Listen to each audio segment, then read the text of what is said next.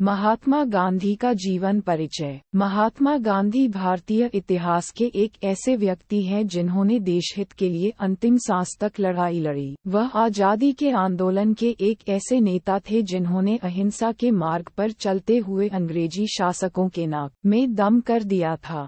महात्मा गांधी को राष्ट्रपिता के नाम से भी संबोधित किया जाता है। उनकी सत्य और अहिंसा की विचारधारा से मार्टिन लूथर किंग और नेल्सन मंडेला भी काफी प्रभावित थे। महात्मा गांधी ने अफ्रीका में भी लगातार 21 वर्षों तक अन्याय और नस्ली भेद के खिलाफ अहिंसक रूप से संघर्ष किया, जो अंग्रेजों को अफ्रीका में ही नहीं बल्कि भारत में भी महंगा पड़ा। महात्मा गांधी का पूरा नाम मोहनदास करमचंद गांधी था। उनका जन्म 2 अक्टूबर 1869 को गुजरात के पोरबंदर में हुआ था।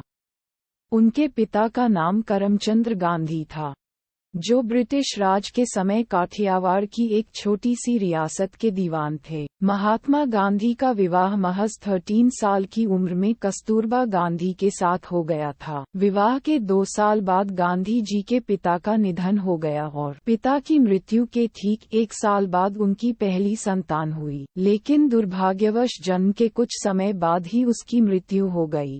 हालांकि इन कठिन परिस्थितियों में भी गांधी जी ने हार नहीं मानी और 1887 में अहमदाबाद से हाई स्कूल की डिग्री प्राप्त की तथा कॉलेज की पढ़ाई पूरी करने के बाद साल 1888 में उन्होंने लंदन जाकर वकालत की पढ़ाई करने का निश्चय किया। इस घटना ने गांधी जी को किया था प्रभावित। 1891 में वकालत की पढ़ाई पूरी करने के बाद गांधी जी भारत वापस लौटे, लेकिन नौकरी के सिलसिले में उन्हें वापस दक्षिण अफ्रीका जाना पड़ा। 23 साल की उम्र में वह दक्षिण अफ्रीका पहुंचे थे और 1 सप्ताह बाद डरबन से प्रोटीरिया की यात्रा करते समय उन्हें धक्के मारकर व पीटकर ट्रेन से फेंक दिया गया, जबकि उनके पास फर्स्ट क्लास का टिकट था। ये नस्लीय भेद का कारण था। किसी भी भारतीय या अश्वेत का प्रथम श्रेणी में यात्रा करना प्रतिबंधित था। इस घटना ने गांधी जी को बुरी तरह आहत किया, जो अंग्रेजों की अफ्रीका में ही नहीं भारत में भी महंगा पड़ा।